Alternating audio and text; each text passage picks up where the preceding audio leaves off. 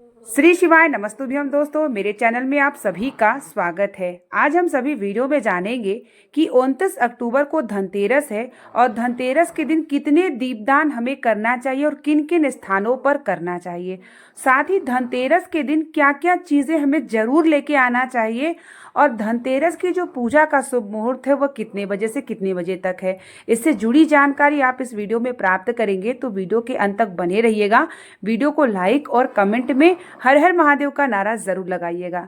धनतेरस 29 अक्टूबर को है। सबसे पहले हम जानेंगे कि कितने दीपक जलाने चाहिए। तो देखिए, धनतेरस तेरस से जुड़ा गया है, तो 13 दीपक का अनुष्ठान करना चाहिए। कम से कम 13 दीपक का संकल्प लेना चाहिए।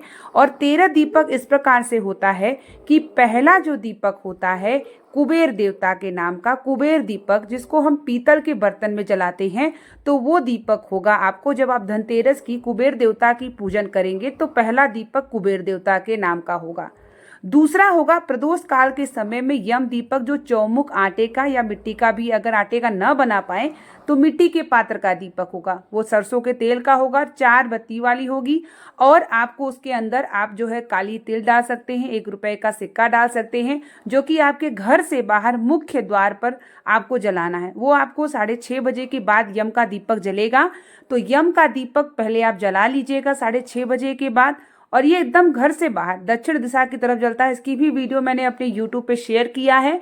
तो घर का जो मुख्य सदस्य होगा, जो पूजन करेगा, वही जो है यम का दीपक जलाएंगे। तो वो सरसों के तेल का 4 बाती का दीपक होता है। काली तिल डाल करके 1 रुपए के सिक्का डाल के आपको वह दीपक दक्षिण दिशा की तरफ घर से एकदम बाहर वह दीपक जलेगा, यह ध्यान में रखिएगा। फिर दूसरा दीपक जो मैंने आपको बताया है, जब आप गणेश, लक्ष्मी, कुबेर देवता की पूजन करेंगे तो एक कुबेर दीपक होगा। जो कुबेर दीपक जो होता है वो पात्र में, यानी जैसे पीतल के पात्र में कुबेर देवता का दीपक जलाएंगे। तो ये 2 दीपक आपके धनतेरस के हो गए।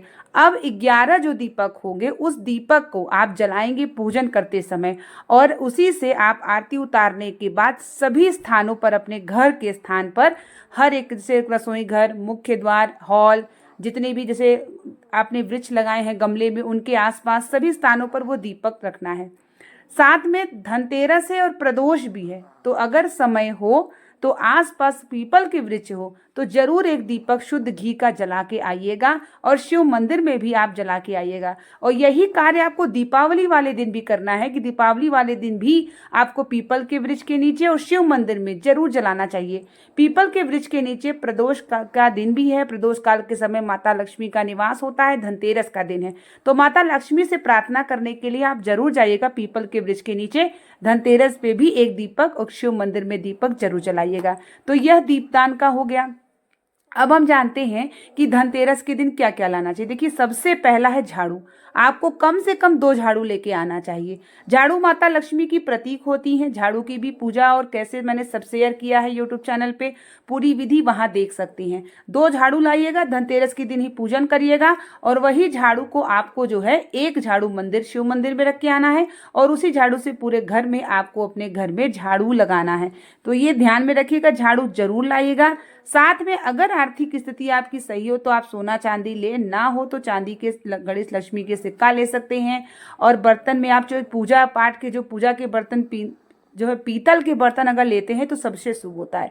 तो पीतल के बर्तन ले लीजिए तो ज़्यादा श्रेष्ठ होगा। जैसे मैं पिछले वर्ष अपने भगवान को स्नान कराने के लिए पात्र ली थी पीतल का, तो आप जो है अगर स्टील का ना खरीद सके तो पीतल का खरीद लीजिए, ज़्यादा श्रेष्ठ होगा। लोहे की चीज़ नहीं खरीदना, ये ध्यान रखिएगा, न दरिद्रता का बुलावा होगा। तो लोहे की चीज़ बिल्कुल नहीं। कैंची, चाकू, ये सभी चीज़ें हमें ध्यान में रखना है। ये तो वैसे भी तो लोग ध्यान में रखते हैं, लेकिन कभी कभी चीज़ें होती हैं जो दिमाग से उतर जाती है, तो ये सब ध्यान रखिएगा, ठीक है। और शुभ मुहूर्त में ही अपना जो है जो भी खरीदारी धनतेरस की होती है वो करना चाहिए। धनिया जरूर लाना चाहिए। गणेश लक्ष्मी जो पूजन की सामग्री है वो सभी चीज़ें लेके आनी चाहिए। आर्थिक स्थिति पे आपके है कि आप सोना चांदी लेना चाहें तो ले सकते हैं। ऐसा कहा जाता है कि धनतेरस पर जो भी चीज़ें हम खरीदते हैं वो 13 गुना हमें वृद्धि कराती है। शुभ मुहूर्त में खरीदने का विशेष महत्व होता है, लेकिन अपनी आर्थिक स्थिति को देखते हुए आप जो है खरीद सकते हैं। जैसे झाड़ू लक्ष्मी की प्रतीक है, धनिया खरीदनी चाहिए, पान का पत्ता हो गया, कौड़ी हो गई, हल्दी की गांठ हो गए, नमक हो गई, ये सभी चीज़ें आप खरीद सकते हैं। सोना चांदी आपके मन पर है, अगर आप खरीदना चाहें तो खरीद लें, नहीं तो पीतल के बर्तन कोई ज़रूर खरीदिए। पूजा की जो ज़रूरत हो, जैसे पीतल में अगर देख लीजिए भगवान को कटोरी उटोरी भोग लगाने वाला ना हो, तो वो सभी चीज़ें आप खरीद सकते हैं। मुख्य द्वार पर एक पान का पत्ता रख करके और एक प्लेट में सात्विक बना के उसके ऊपर पान का पत्ता रखिए और एक दीपक जलाइएगा, लक्ष्मी जी के नाम का दीपक। ठीक है, एक यम दीपक जलाइएगा और एक लक्ष्मी जी के आगमन का दीपक जला दीजिएगा। धनतेरस से लेकर 5 दिन तक लगातार जलाइएगा। पान का पत्ता और उसके नीचे आपको प्लेट में सात्विक, उसके ऊपर आपको शुद्ध घी का दीपक जलाना है। ठीक है, ये आपको जरूर जलाना है धनतेरस के दिन। तो कल ही है धनतेरस, ये ध्यान में रखिएगा। उसके बाद अपने जो है कुबेर देवता माता लक्ष्मी की पूजन करें। श्री सूक्त का पाठ, कनकधारा स्तोत्र का पाठ मैं बार बार आपसे कह रही हूँ, जरूर करिएगा। अगर पुस्तक नहीं होगी, हिंदी में ही जैसे भी आप पढ़ना चाहें जरूर पढ़िएगा।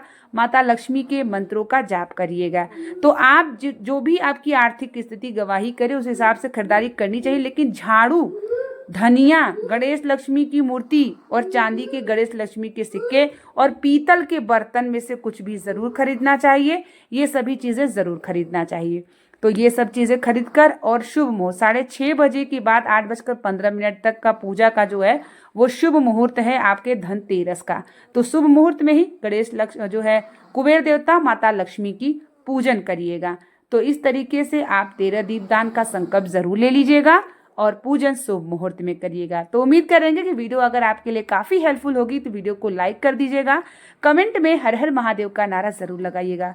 मिलते हैं एक नई वीडियो के साथ, तब तक के लिए श्री शिवाय नमस्तुभ्यम, हर हर महादेव।